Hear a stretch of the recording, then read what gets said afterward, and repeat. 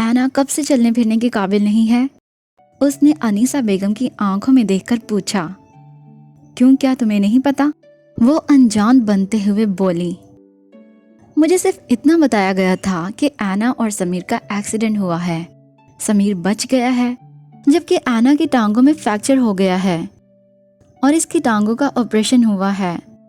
Operation कामयाब हुआ है, जिसके बाद ऐना अब बिल्कुल ठीक है। उसने चबा चबा के कहते हुए माँ को गौर से देखा था। तो उस वक्त वो ठीक ही थी ना? अनीसा बेगम तेजी से बोली।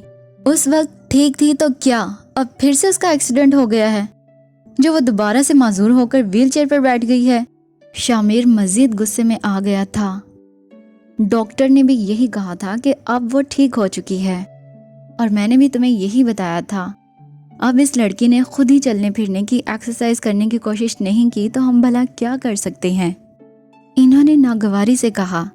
अम्मी, एक माजूर, अपाहिज, मोहताज इंसान खुद कुछ भी नहीं कर सकता। दूसरे उसका सहारा बनते हैं, तब वो कुछ करने के काबिल होता है। आप लोगों की लापरवाही और बेहसी देखकर यही एहसास होता है कि उसकी मोहताजी के जिम्मेदार आप लोग हैं। बहुत हौसला, बहुत जिगरा है आप लोगों का। एक हंसती खिलखिलाती लड़की को घर के एक कमरे में बिठाकर बहुत ठाठ से जिंदगी जी रहे हैं।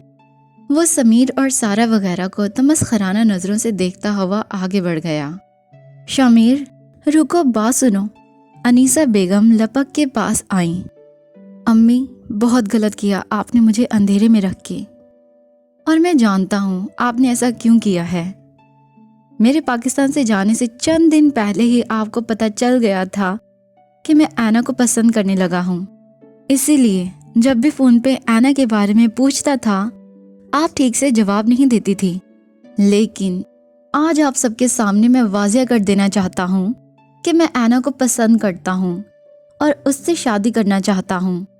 वो चाहे जिस हाल में भी है, मेरी शादी इसी से होगी। और अगर मेरे इस फैसले पे आप लोगों में से किसी को भी एतराज़ है, वो बेशक मेरी शादी में शरीक ना हो, मुझे कोई परवाह नहीं होगी। अपनी बात कहकर वो बाहर निकल गया, जबकि वहां मौजूद तमाम अफराद को सांप सूंघ गया था।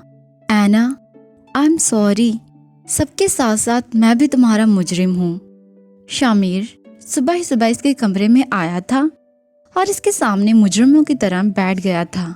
मेरा मुजरिम कोई नहीं है, मुजरिम तो मैं खुद हूँ और सजा भुगत रही हूँ, बस यही बहुत है। वो आहिस्तगी से बोली थी।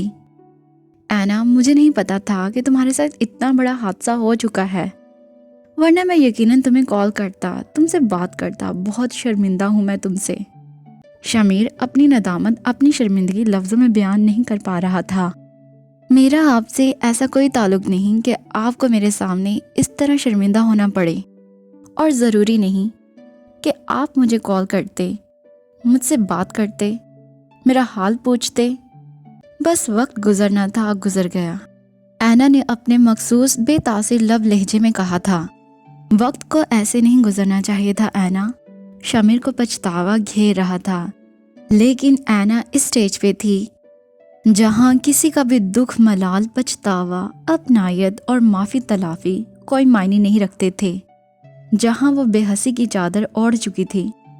आज से 2 साल पहले अपने चेहरे पे पशमानी लिए इसके वालिद मोहतरम फिरोज गिलानी भी इसी तरह इसके पास आए थे और अपनी कोताहियों की माफ़ी मांग रहे थे, जिस पे कुछ भी कहे बगैर ऐना बहुत ही फॉर्मल से अंदाज में पेश आई थी।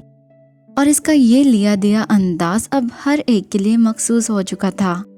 शामिर को पाकिस्तान आए हुए 1 माह हो चुका था जब इस झील में कंकड़ पड़ा था और लहरें दूर तक फैली थीं।